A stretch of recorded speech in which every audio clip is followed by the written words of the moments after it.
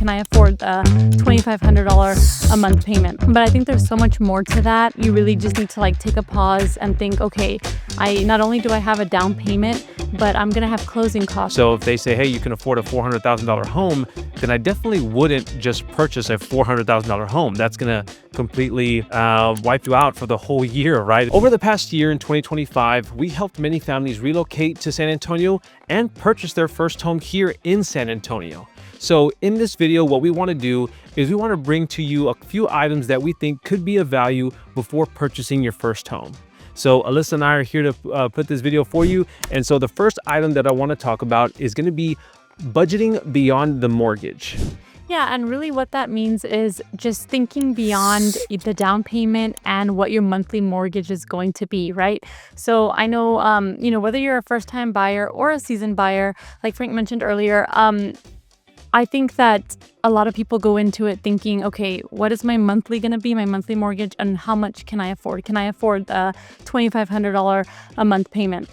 But I think there's so much more to that, that you really just need to like take a pause and think, okay, I not only do I have a down payment, but I'm going to have closing costs, right? That comes at the end of the transaction right before you're going to close on your home. You do have to, pay out of pocket a certain amount of closing costs. And then beyond the transaction, just beyond closing costs, you have right to live life, right? So you're going to have your daily expenses, your groceries, utilities, Right. just, if you want to go on vacation. So those are all things that you want to be thinking about rather than just kind of just focusing on, can you afford that monthly mortgage? Right. And budgeting, right? So taking it a couple steps back, because those are great points that Alyssa brought forward.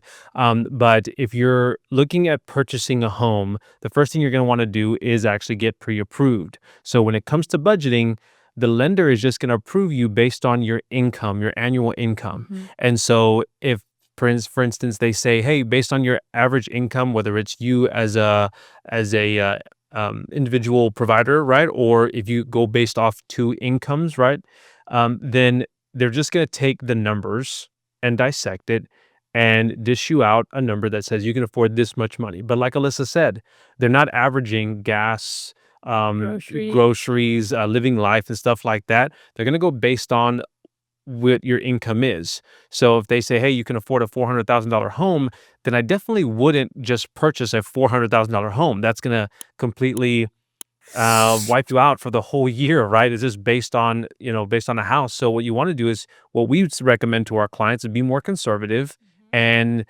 maybe look at homes that are 300 to 350, right? If you're going to be approved for 400,000, I would say take a more conservative approach into purchasing a home and base your numbers off of that, right? Because as emotional as we get when purchasing homes, we never take a step and realize that this is actually a business transaction, right? Just because you're not an investor and own 5 or 20 different rentals doesn't mean you can't take this one investment and take it for a business and number value.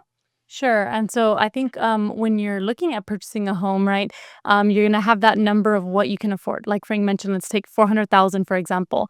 Like he said, you don't want to, overextend and max out that 400. You want to look at something a little under that. And then on top of that, when you're searching for your home, you want to take into consideration any incentives, whether you're doing a new construction or resale, any incentives, anything that's going to help you out to bring that price down, because you want to look at the monthly mortgage, right? Monthly mortgage, and then how much income you're bringing in. So besides that monthly mortgage, can I also comfortably get groceries, Yep. get gas weekly?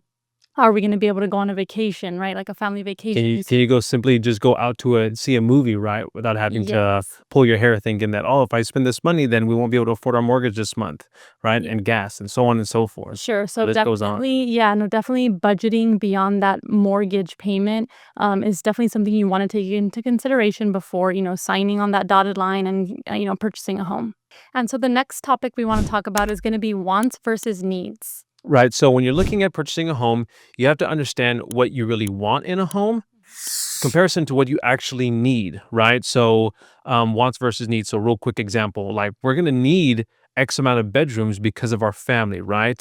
So Alyssa and I are just a family of, we're a family of 3. I say 4 because we have a dog, so he's considered our family, right? And so, but we don't technically need a room for him. So we at least need two rooms, right? So one for us and then one for our daughter, right? So that's what we absolutely need to have, right, for the future, right, to grow into. But if you want seven bedrooms, what's the understanding and what's the reasoning for that, right? And so, in addition to wants versus needs, really zooming out and looking at the big picture, do you need to be close to your job? Do you need to be close to on-site schools? Do you want to be in the country, right, and live an hour or two away versus you really needing to just be 10 minutes away from work or from school? Sure. Yes. Yeah. So I think, like Frank was mentioning, just really figuring out wants versus needs. So location is going to be very, very important to a lot of people, right? Do you want to have, like Frank mentioned, shorter commute to work? Do you want to just travel, 15, 20 minutes as opposed to an hour? Do you want to be in a certain school district, right? So location versus I this home has 5 bedrooms, but it's not in the location that I want. It's not in the school district that I want. But you have a home that is in the perfect school district for you. It's just, a short commute to work, but it has 3 bedrooms. So what do you need versus what, would be nice to have? And so what we advise our clients to, when they call in, right, from different states, right, we always get on a Zoom call with them. And then we say, okay, tell me a little bit about yourself as far as what your job is. Do you work remote or are you working in the military, right? So do you need to be close to base, right? Whatever the case may be, we go from there to talking about, family, and then what their needs are in a home. And from there, we find that home and we find several options based on that factor. Then when we actually step into the home or we have further discussions, other things get brought up, right? Well, we would like a corner house, or we would like to be in a home that's in a cul-de-sac, right? So we don't have to worry about pass through traffic.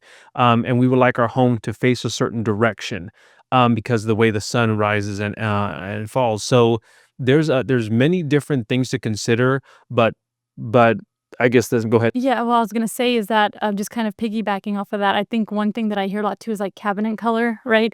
So it's nice to have the cabinet color you want, but if there's a home that has the bones of what you need, the Sure. bedroom, Yeah, exactly. there are certain things that can be changed, like you can paint cabinets, right? But then there's other things that cannot, like the actual structure of the home, right? How many bedrooms there are, bathrooms. I mean, of course, those things can be added on later on, but it's obviously a bigger hassle than painting cabinets. So I think that just falls into looking at what you really need versus what would be nice to have. Location versus cosmetics, if you will, right? So let's go ahead and move on to the next topic, Mhm. which is going to be the emotional roller coaster that you may or may not be on or soon to experience if you're looking at purchasing a home, right? It goes hand in hand with everything and it ties in well with wants versus needs, Mhm. right? Maybe I want a specific style of home versus Alyssa, and now it's an emotional roller coaster between the two of us because we're just trying to figure out and understand what we both want. In addition to making sure you're providing all the documents to your lender, making sure you're getting approved for the amount of home that you think that you would like, right? We have to go based off numbers.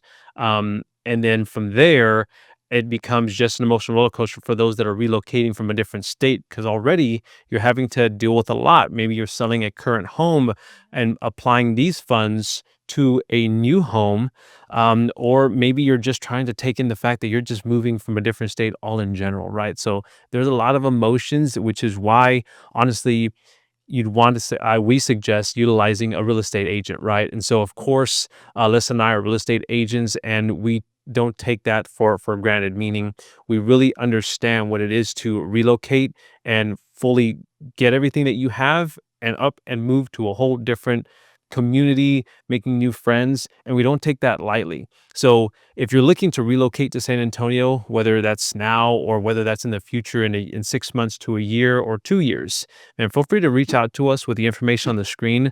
It's a husband and wife team. It's just Alyssa and I, and we help many families relocate to San Antonio. So feel free to reach out to us with the information on the screen with a phone call, text, and email, and we would love to help. But in addition to that, it's just an emotional roller coaster, which is why we want to take on that stress for you versus you having to have one less thing to worry about. Sure, and I think it just helps to have, like, a third party, right? Like come in and just kind of see things with like a level head and just kind of give perspectives and opinions and advice, just seeing things from the outside in. Because when you're searching for a home and it's for you and you're seeing 5 to 6 homes a day, right? It can be very daunting. It can be a lot, right? So things can all start like meshing together.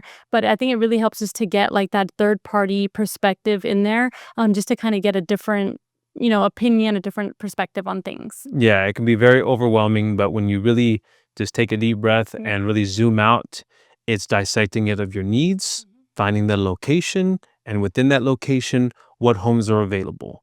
If it doesn't meet your needs, then we go back to the drawing board, reconvene, and then maybe alter our direction. Sure. No, definitely.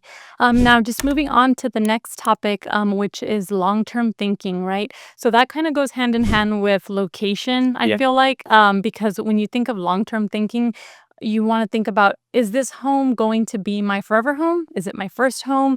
What if I do want to sell it in the future? What does the resale value look like here? And that's why I bring up location, right? Because I think location is a big thing for a lot of people.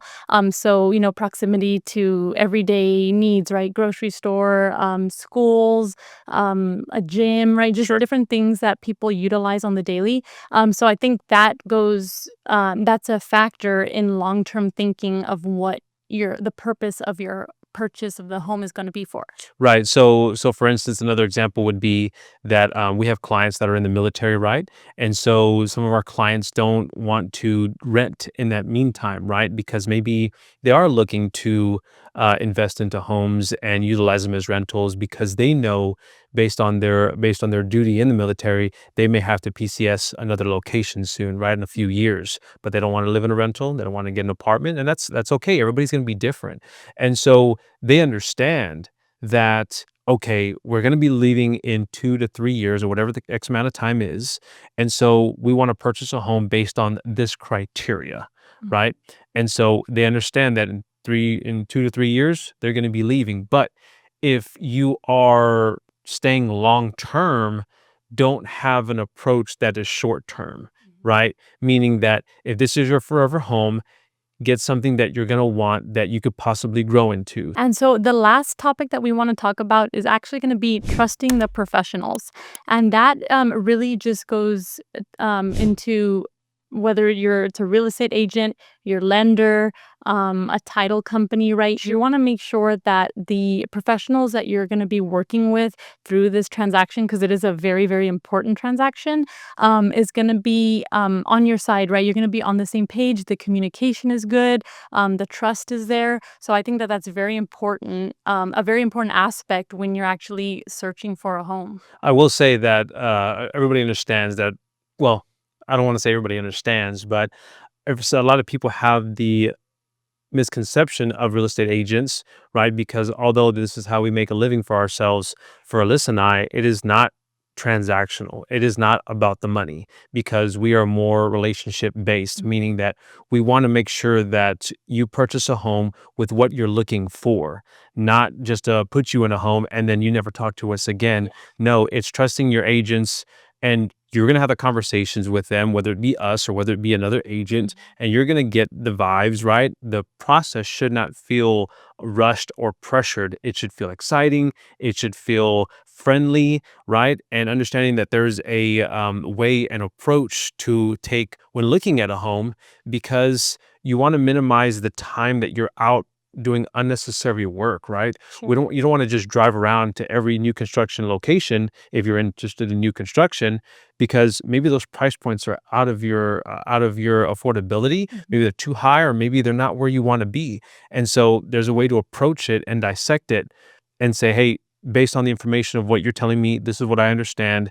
This is what I found and let's go take a look at this," right? So we want to optimize your time while you're Mhm. here. If you're looking to take a trip and then look at some availability of homes, then that's what we can do. But it's all about getting an understanding for your agent Mhm. and understanding that they're on your side, not just about the money. Yeah, and actually just working with an agent. I know some people opt to purchase a home on their own, and you can, like, technically, yes, you can do that. Especially, I feel like in the new construction realm, that's very prevalent, right? Because there is an agent there on site that's the builder's agent. So some people just go and work directly with them, which is fine. You can do that as well. But when working with an agent, you are getting representation for yourself, right? And especially if you're going to be purchasing a resale home, I think it's very important to work with an agent in either transaction, whether it's new construction, because you're going to be getting the most incentives for yourself, that proper negotiation, and then on the resale side, you're going to be getting somebody who can submit contracts for you, right, and do that negotiating. And there's just a ton of steps from when you sign a contract to when you actually close on the home. There are a lot of steps, a lot of deadlines, just things that go hand in hand with purchasing a home, that you're going to want somebody on your side representing you. So I think that it's just important to have representation, whether it's Frank and I or whether it's another realtor that you decide to use. I think either way, it's important to use a realtor. Right, absolutely. So, if you're looking to purchase your first home, or if you've purchased a home before and it's been some time, and you don't recall the full experience at that time, right? And you're looking to purchase a home soon, then definitely feel free to reach out to us. We're available. This is what we do. We love doing what we do because it helps us communicate with people just like you, right? We've created so many relationships through social media, through YouTube. We've talked to clients from Seattle, from California, New York to Canada, and the list goes on. And never would we have thought that this could be possible if it wasn't for YouTube. So if you have any questions regarding relocating or looking at purchasing your first home or your seventh home or your second home, feel free to reach out to us. Right. Feel free to reach out to us with the information on the screen with a phone call, text, or email, and we would love to help. Guys, we hope you got a lot of value out of this video.